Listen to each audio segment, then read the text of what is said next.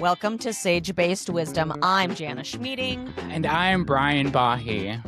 And we are podcasting to you from the sacred homelands of the poppies, the California poppy season.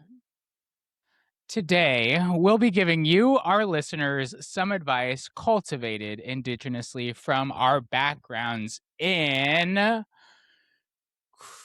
Nair, the hair removal.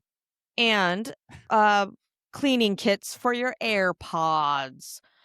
If you're a frequent listener and want even more of Brian and I in your life, I can't blame you. God, we're so entertaining. Maybe you want to become a wise ass and get even more of us in your week. You get more content with each weekly episode and an extra monthly episode. So you got that to look forward to. Go to sagebasedwisdom.supercast.com to become a wise ass. Brian, you hopped on the pod. For those who are listening, Brian's hair is wet. And he was 5 minutes late, only 5. And and I said, "Oh, freshly out of the shower. I see." Mm-hmm. And he said, "No." I said no because I'm not a liar. Even worse. He won't tell a lie. He was on a Peloton bike in his home, in his apartment. He is now the proud owner of a Peloton. I do need to clarify. I need to emphasize used because used by another gay Navajo man. So yeah, so it's a sacred bike. It is passed down intergenerationally. I'm still member, man of the people. I need people to know that.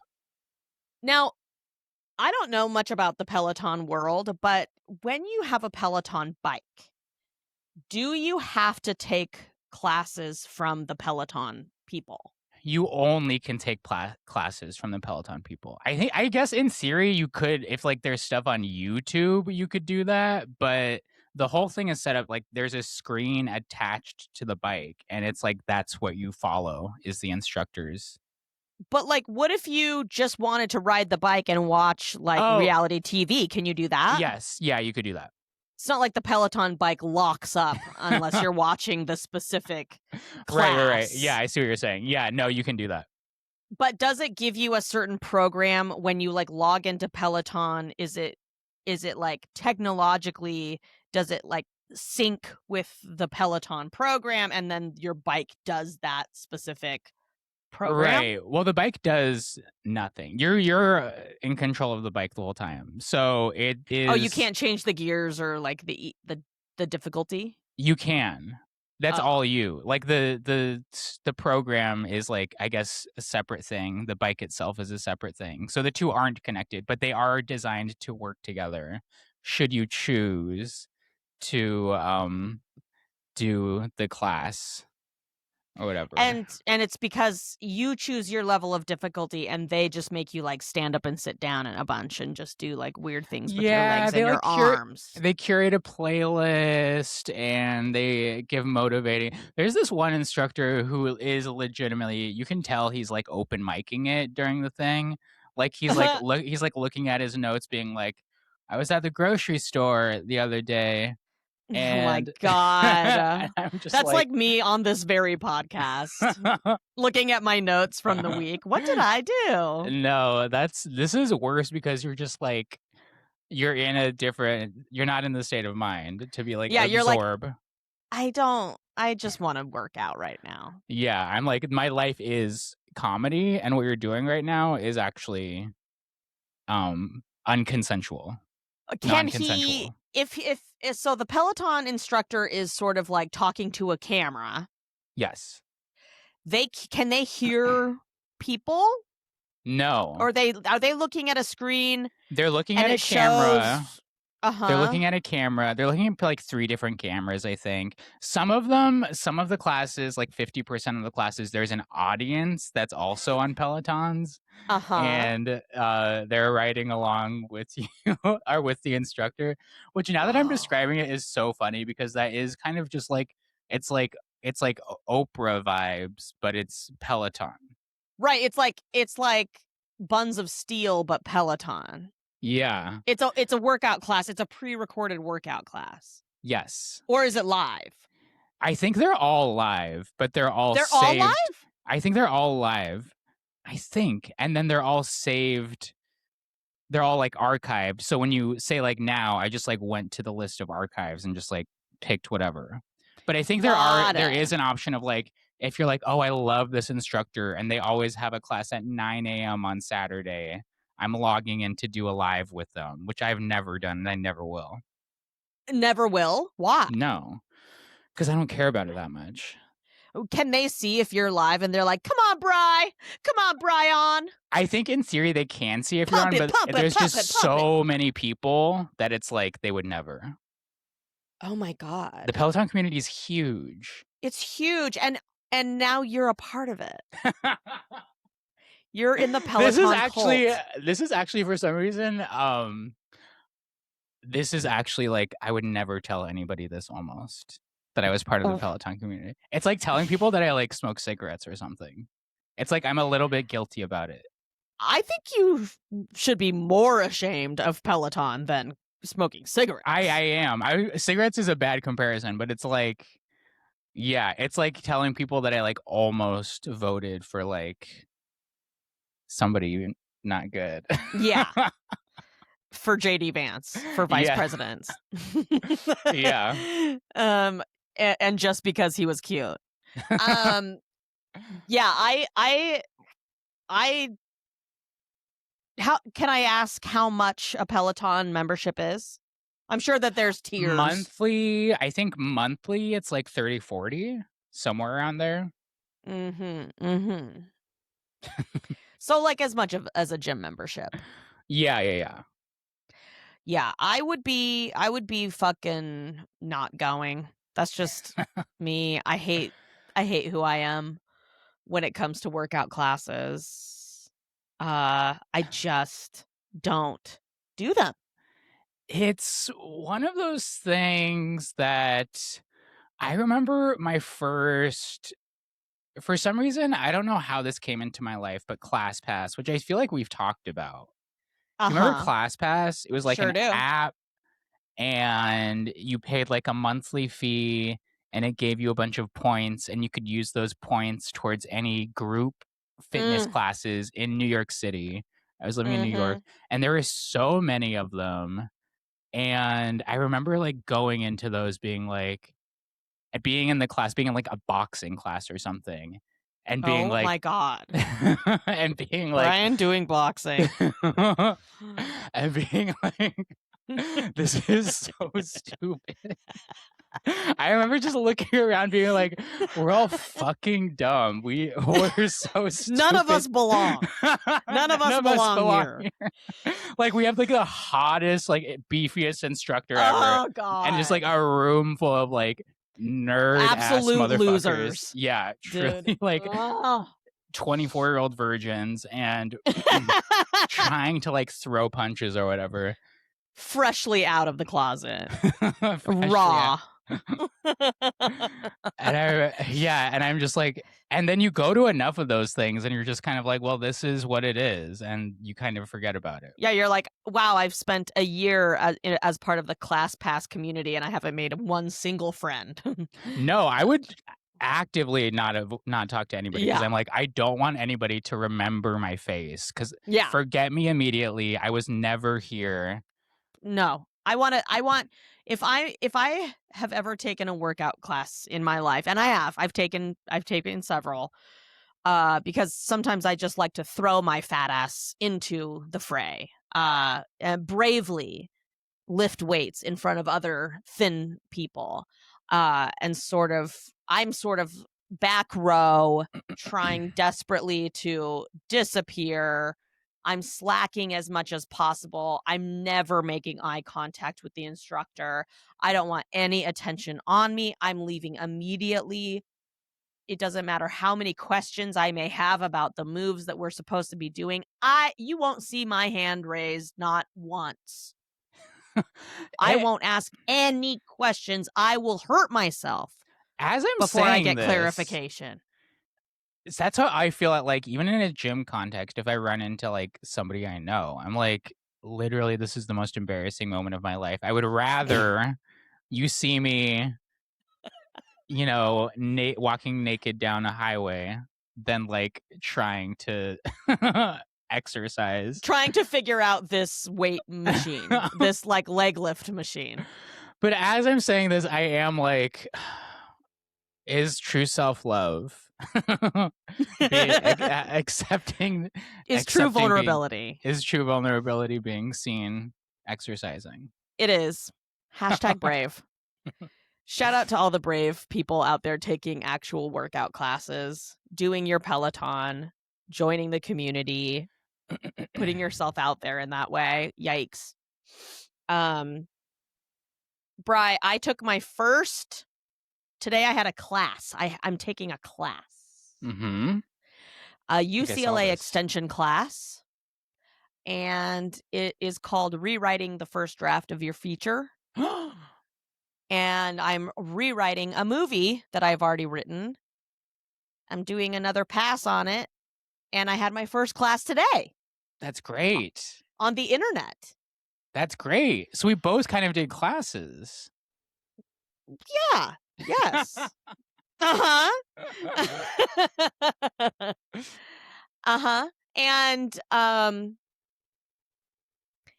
yeah, it was really eye-opening. Like okay, first of all, I forget what it's like to be in a class with other creatives, like in a classroom setting with other sort of writers who are working on a draft of a movie that they've written. He was like, "All right, go around and you're going to say your name and your log line, the log line for your movie, and then why you chose to write this film." Like your relationship to it. And I'm not joking, Brian, 3 people, when sharing their log line and their reason for writing it, wept. On day 1. Was there logline drama? Yes, I guess. I guess. I don't think it mattered because it was like I just forget. I was like, wait, why are people crying? I was confused. It's Pride Month. It's Pride Month. I just realized, like, oh, I forgot when you're taking like a class in like sort of the creative arts, people get emotional. People aren't used to being out here talking about themselves and putting their work in front of people all the time, like we are constantly just going out in the middle of a bunch of strangers and absolutely showing our asses. We have built a callus around our heart. A callus of courage, if you will. And yeah, I was just like, whoa, I forgot that like some people are really like raw dogging it. Like they don't there's like a lot of people, probably most people, who don't really perform for their livelihood. Writing is a solitary activity in a way. It is, and I forget that, because TV writing is not a solitary activity, as you very much not. How is work going? It's kind of a dream. Oh, I love that update. It's kind of a dream in a way. Okay. I love that. Maybe it's summer, but who knows?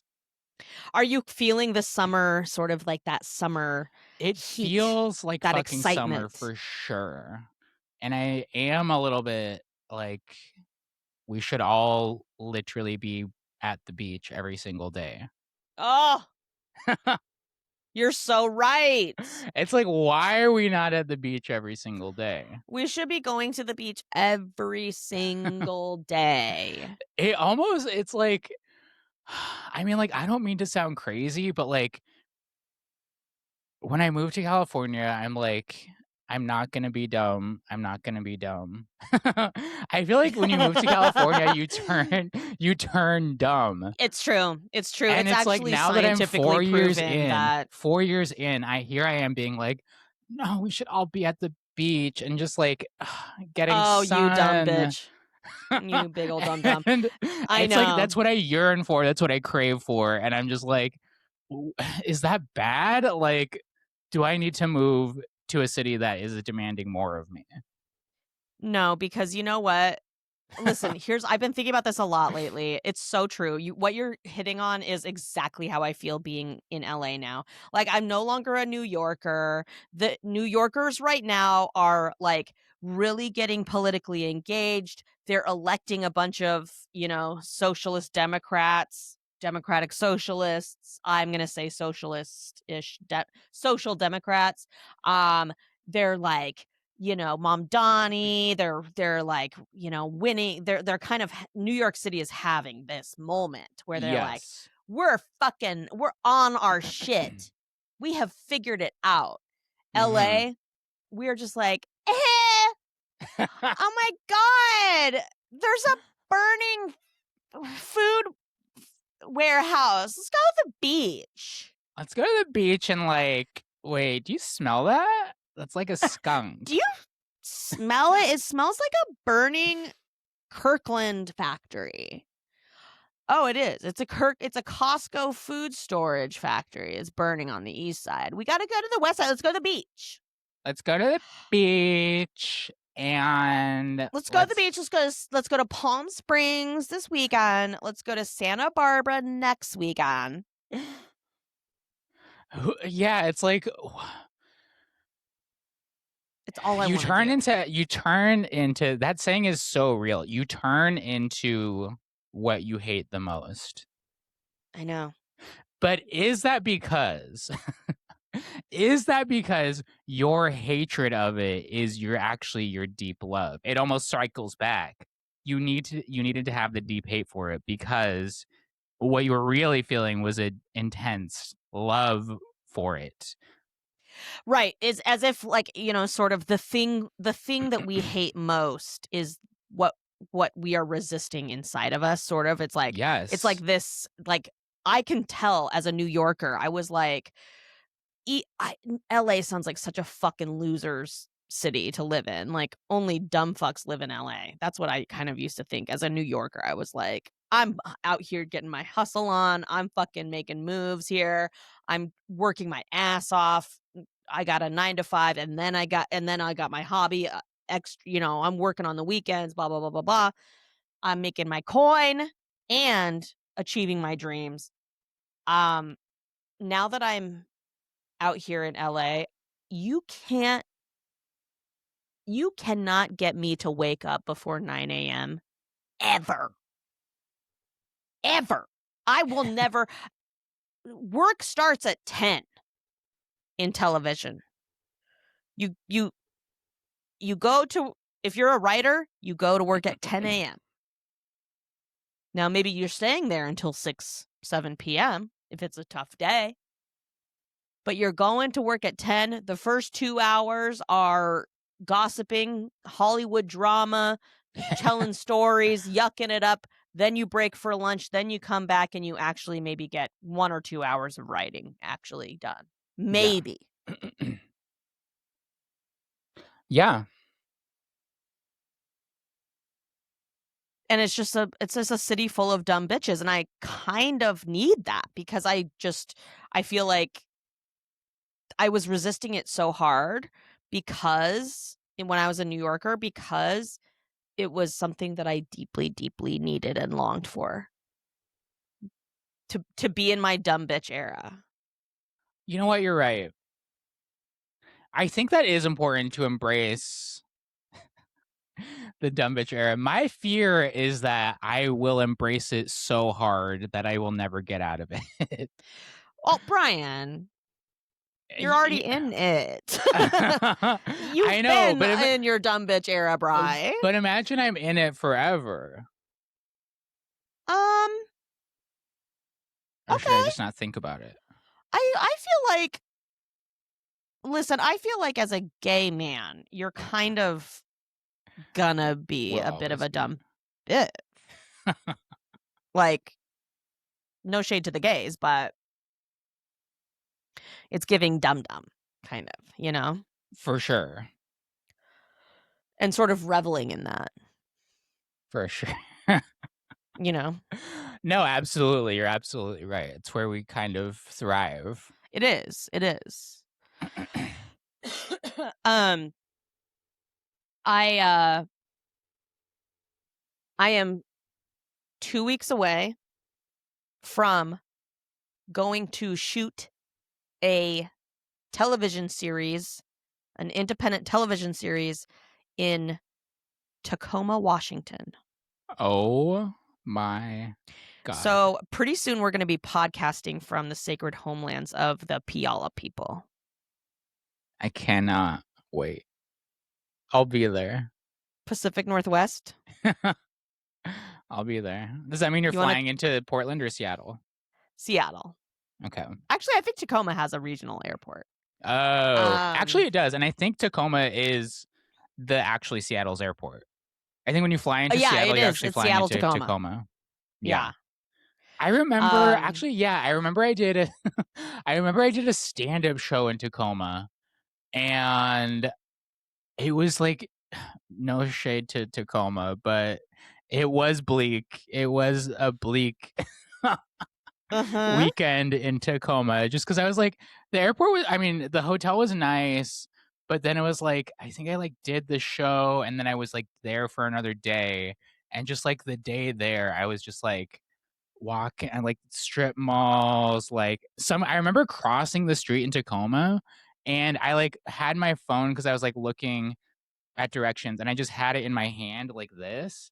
And then as I was crossing the street, some guy was crossing in the opposite direction of me, and he grabbed my phone and like reached for it, and then he kind of just like let go, and then he almost like laughed at me, and I was like, what?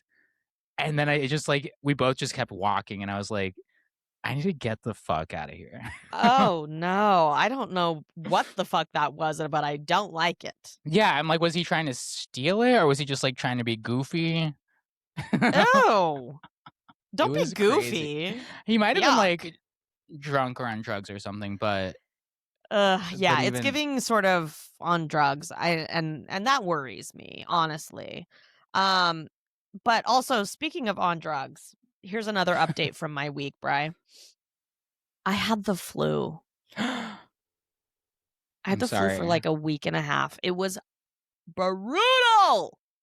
I'm sorry. Can I tell you? There were probably 3 or 4 days in there last weekend, like through the weekend and into the week. I was fucked up, dude. I was out of it. I was like kind of hallucinating. I was having fever dreams. I was like not present on this earthly plane. I've never had the flu like that. I'm knocking on wood. It was exciting in a weird way. It was sort of like, oh, this is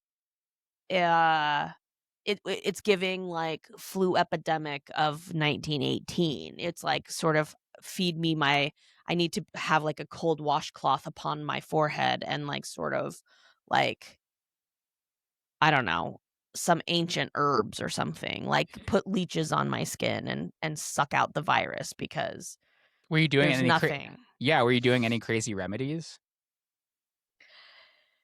No, because there aren't really any.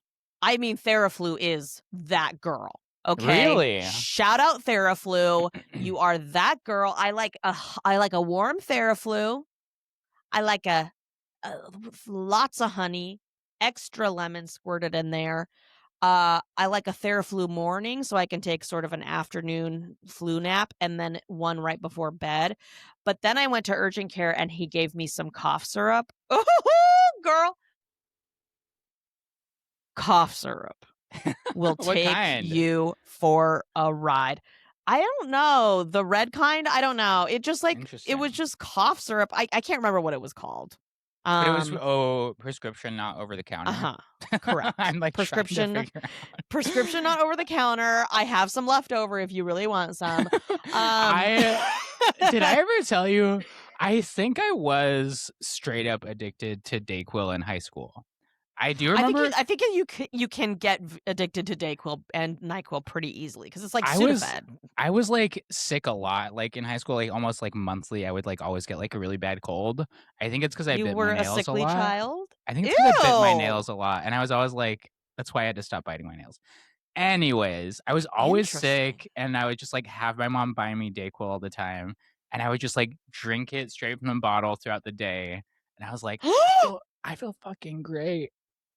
I fucking Dude, love trigonometry. you were drinking I was- Dayquil throughout the day? I was like in class just being like a fucking 8th grader fucking getting high on Dayquil. There's after school specials about you, Brian. Like, I can't stop biting my nails. I can't stop biting my nails. I need my Dayquil. I was like just like with my friends like playing cards or whatever we did during lunch. They're and like, then... you and your friends are playing fucking craps out at recess, and you're like passing around the fucking Dayquil. No, what's this is probably more alarming. It was like I would just like not. I would keep it a secret. I like would be like very secretive about. You knew it was bad. You knew you had a problem. I did know it was like. I think I knew that if people were like, "Why are you like?" Because you're only supposed to take like once every 6 hours or something, and so I knew that.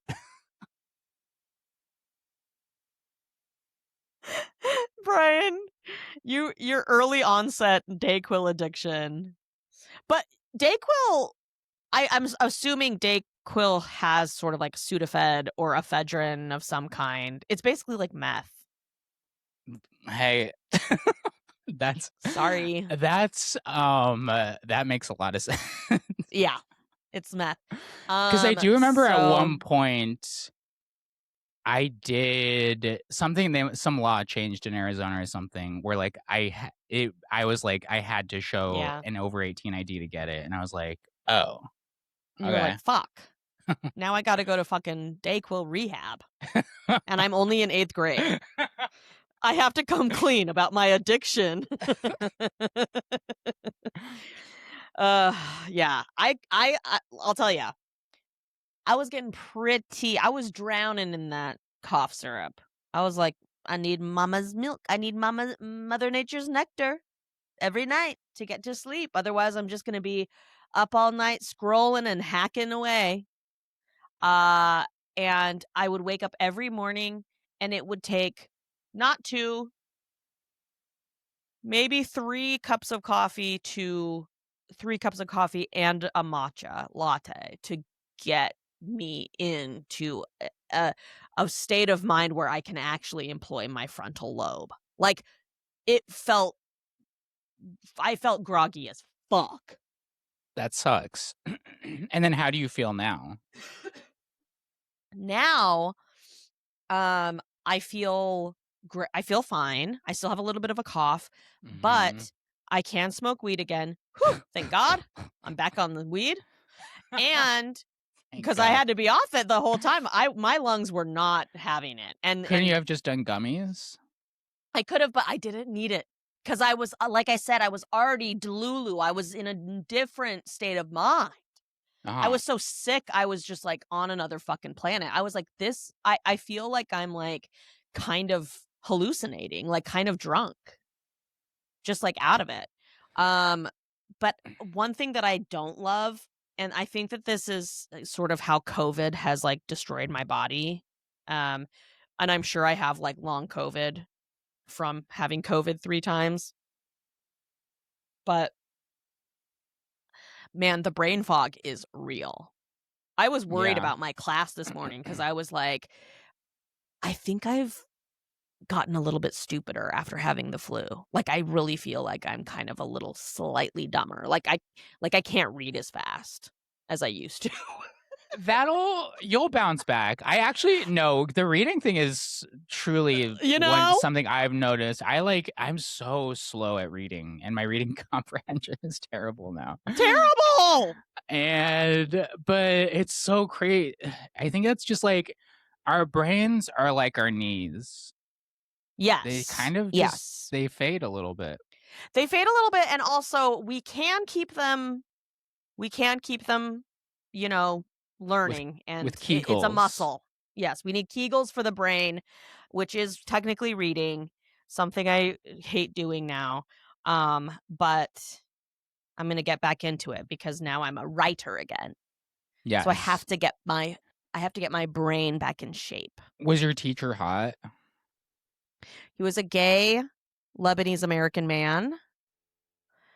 I think you would find him hot. What?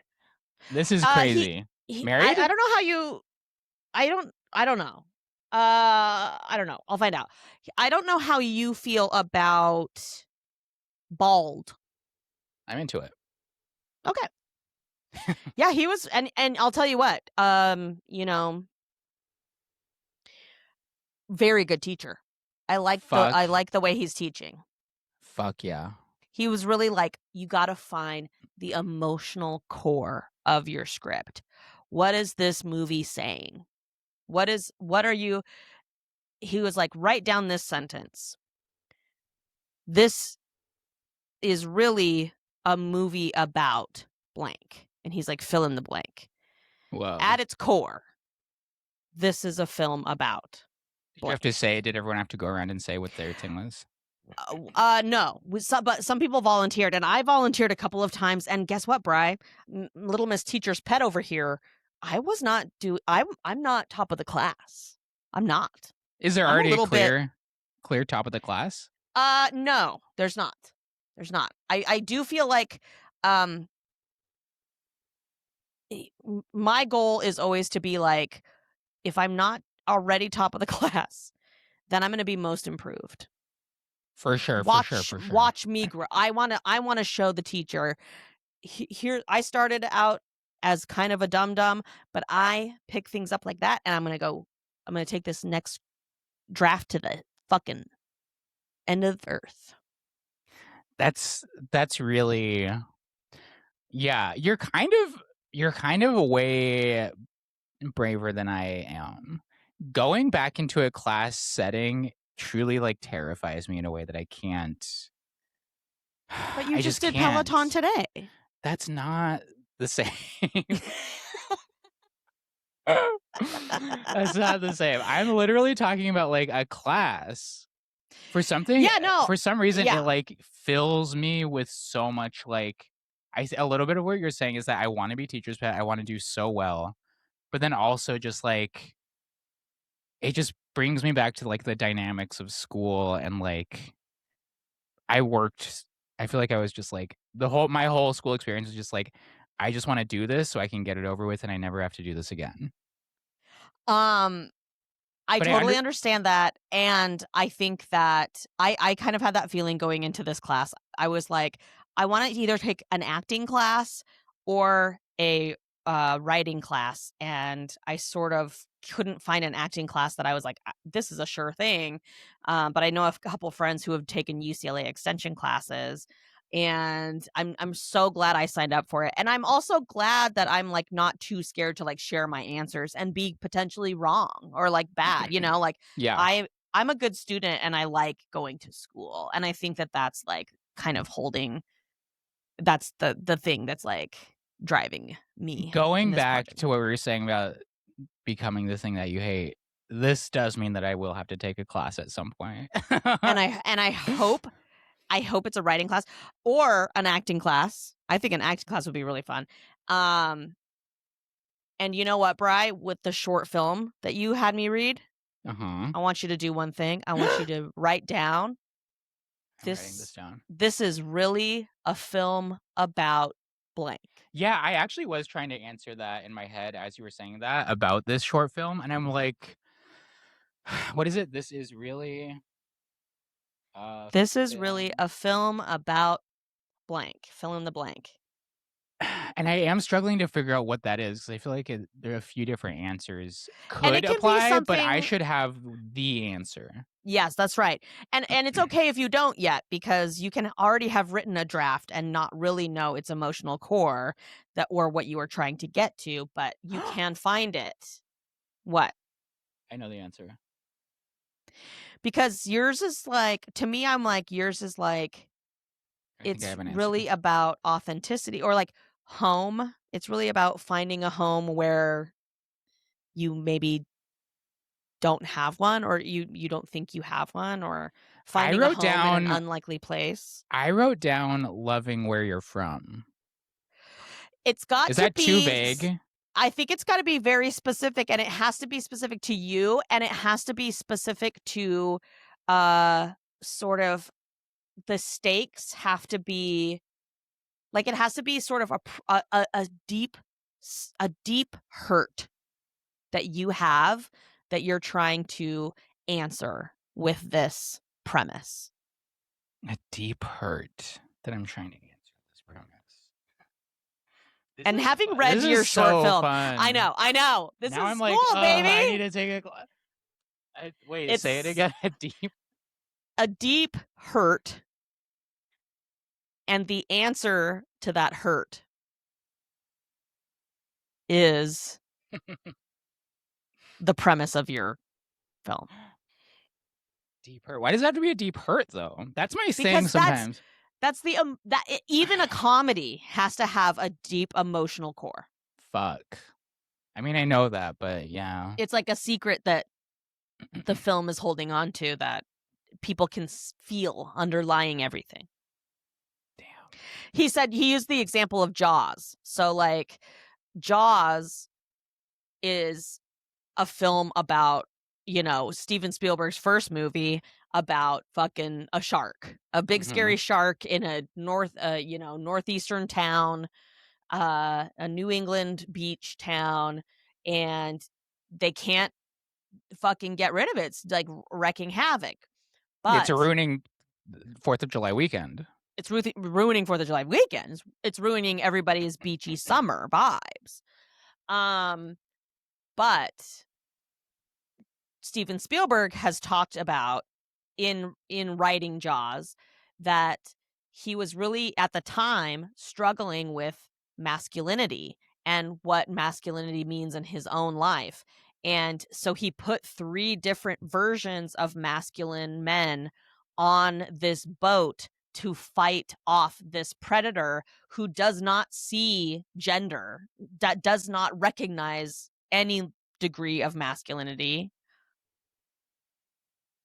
Basically, Jaws is really about masculinity, the failings of masculinity in the face of the unknown.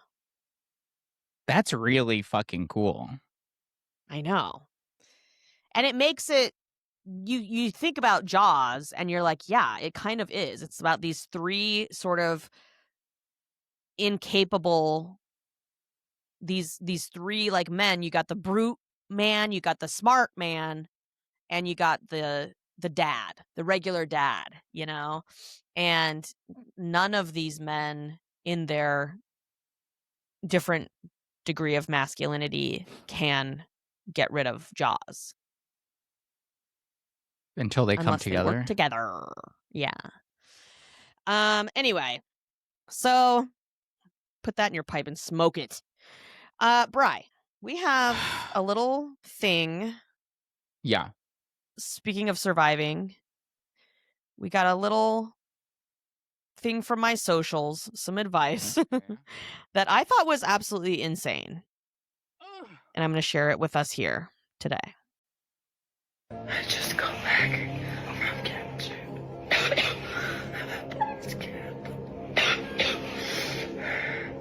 And I feel horrible. Okay, this video actually brings up something that I learned recently that I thought would be really good to share, which is you don't have to climb Everest. you don't have to do it. Like, it's not something no one's telling you. I thought it was something that like we all, since like the 3rd grade, it was like, oh, one day I'll have to climb Mount Everest. You don't have to. So anyway, I hope that helps. And that's that. That's really, really good. Yeah. I I've just noticed- appreciated that. It's one of those things where it's like, do whatever you want, but don't bring me into it. I also I'm gonna go one step further than this person, than this man, and I'm gonna say, don't climb Mount Everest. Yeah. Don't do it. You know what? I'm tired of it. I agree with you. I think I'm gonna start protesting climbing Mount Everest. I think we're so fucked. This is one of those things where it's like cause. It's one of those things of like, and the respect Native people have for nature and just like how vast and grand it is. And it's one of those things that like the more I see how it's like people are just like really doing shit like climbing Mount Everest, or they're like bungee cording from like the Grand Canyon or something. I'm like, this is so like, you don't need to do this. You kind of just need to observe from a respectful distance. Like, why do you feel if your life is so fucking boring that you gotta jump off a bridge or climb the highest mountain in the world, even though it's literally inhospitable to human beings, and you have the income, the like extra income, bandwidth, time, planning power to be going for months at a time to fucking Nepal to hire a Nepalese Sherpa to follow your white ass up a mountain, putting that person's life in peril along with your own. You need to be diverting those funds and that energy to making the world a better place for other people and living beings. I'm sorry. Absolutely. No, you're You're right. taking You're up 100%. too much oxygen on your stupid little hobby. I might become an activist. I know, right? This shit pisses me off. It fucking pisses. And now it is kind of like, I feel like we grew up because I don't know why. I wonder if Gen Z is dealing with the same paradigm, but like something about our like millennials and Gen Xers, it was like the hardest thing you could ever do is to climb Mount Everest. And there's all these documentaries about it. Fucking, it's become this whole like ecosystem of tourism and travel and like adventuring and hiking. And, like they have built literal like altitude based gear just for Everest climbers alone that always ends up getting dumped on the fucking mountain, by the way. Yeah. And to me, I'm like, you're just why you might as well jack off in all of our faces, in my opinion. No, you're absolutely right. I feel like I've also encountered maybe GoFundMes for people who are like, hey, I'm climbing Mount Everest. It's something that I've always just really been called to do. Donate to my GoFundMe. And I'm like, bitch, fuck you. GoFundD's nuts. GoFundD's nuts. And you know what? on that, GoFundMe's right now. I can't. Are we still doing that? Are we still doing it for honestly, thankfully, I haven't seen a GoFundMe in a minute, so I feel really good. But I'm sure they're still happening. I mean, what the fuck? Like, GoFundMe, just get a Venmo and go around and ask people to send you a Venmo. Like, I literally will be just starting a GoFundMe for my short film, Venmo. though. Just kidding. So expect those posts coming up soon to a story. Great. Soon coming to a story near you. To an Instagram story that's really about blank. Yeah, I can't. We're in sort of we're entering into dire economic times in our world. We can't be donating to GoFundMe's for your hikes. No, absolutely not. Everybody needs to we need to get back to basics.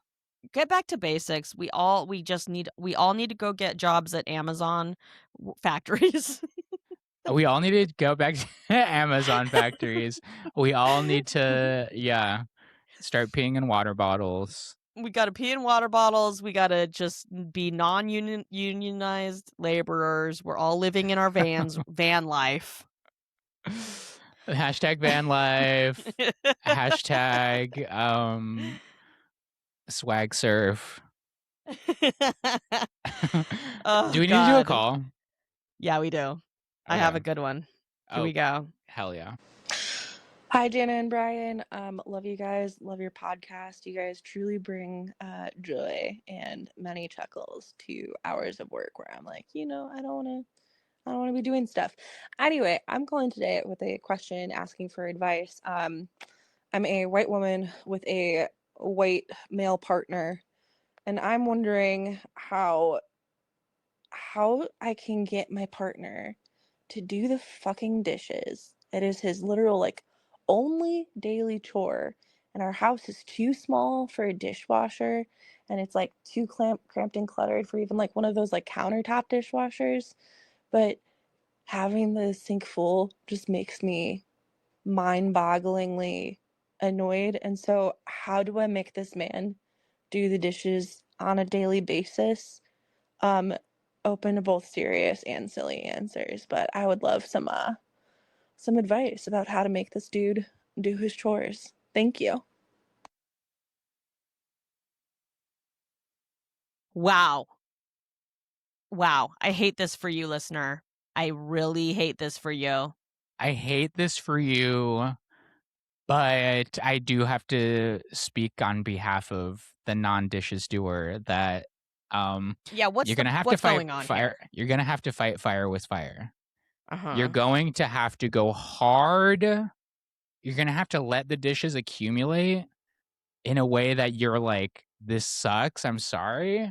Brian, I don't like this. But when you need a dish, you only wash the dishes that you are going to use in that moment. And as soon as they're dirty, you put them back in the dirty dishes pile. And you kind of just wait to see how long this person takes to realize that they need to do the dishes. What if he just never realizes, though? What if he's playing the same mental game you are? You have to stay strong. You have Why? to. This is the worst answer I've ever heard come out of your mouth. Yeah, I don't know. I really don't know how to motivate somebody, including myself, to do stuff like that. Well, I'm speaking from experience here. So I am a Native woman who does my dishes so much that it literally breaks my nails into tiny little nubs. I'm showing the camera right now. These little fucking fingernails are so worn and torn because I do dishes all the time. I don't have a dishwasher. My apartment is too small. I don't have a dishwasher in my little tiny kitchen. So everything has to be done by hand. It's a real pain in the ass. And I love to cook and I like to bake. So it's fucking constant dishes. I have a deal with Steve. Netflix. Oh. I wish. I wish, Netflix. I'm available. With Steve, the deal is if I cook, you do the dishes. Great If deal. he cooks, I do the dishes. Love And that. here's the thing, 90% of the time, I'm cooking. Yeah. And so he just has to deal with it. You have to, and if he doesn't do it, I'm up his fucking ass. I don't put up with that bullshit.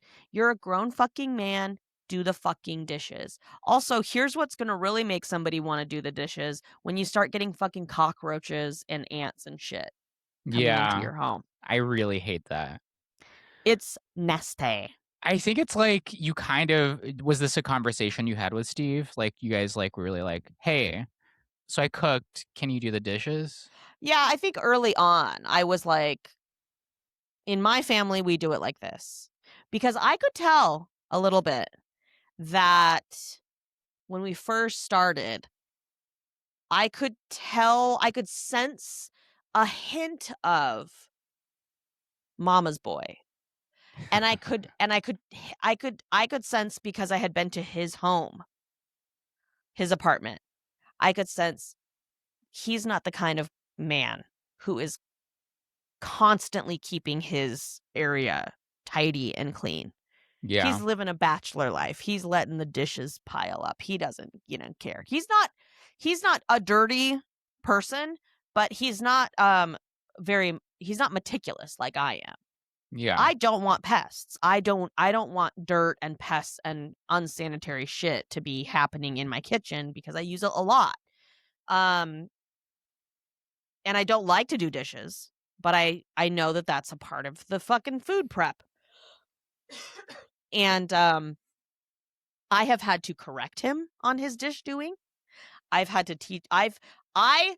Brian Bahe, I bought him yellow gloves last week because he was complaining about doing the dishes and how, he's a electric bass player. That's his job. His whole livelihood is like using his hands. He was like, my nails keep breaking and the skin, my cuticles are getting really like worn down. He goes, I don't know, like my skin is cracking. And I go, it's from the soap, the dish soap. It dries out your skin. And he goes, shit. And I go, that's why you have to wear rubber gloves when you do dishes. And now that I got him those little gloves, he loves it. It's like putting on your little dish costume. It's like, it actually is so, it is it's work and it is a task and it sucks. But I will say when somebody you love does dishes for you, you're kind of just like, oh my God, I did not think it was possible to love this person more, but I do. I know. The way I filmed him doing dishes in his little yellow gloves the other day, he was taking even the straw, my reusable glass straws, he was scrubbing the inside of the straw with the little pipe cleaner thing and doing the whole thing with his little yellow rubber gloves. And I said, that's my man. I doing think my dishes. And I think the caller needs to be like, hey, if I cook, you clean. Yeah. And I want you to know that when you clean, you're the most beautiful person in the world. Wet. Yeah. Yeah. I also think if he doesn't, if you can also say, if you don't do the dishes, because you're the man, and honestly, in any heterosexual male-female relationship, I want to say like 98.9% of those dynamics, the woman is doing most of the labor. That's the actual household labor, but it's also the invisible labor. I would be happy if you were like, your entire job in the whole world is making sure that my kitchen is clean. Mm-hmm. And like if you don't do it, I'm gonna fucking leave your ass. I'm gonna fucking leave your ass. And I think as you were saying that, I'm now thinking, okay, if he's not doing the dishes, he better be doing something else. He Better needs be to doing be, something it better else. be fucking 50-50 in that household. And yeah. Yeah. I'm actually kind of pissed now that I'm looking right at the litter box and Steve didn't take out the cat shit. Now I I'm gotta do pissed it. now. God damn it, Steve.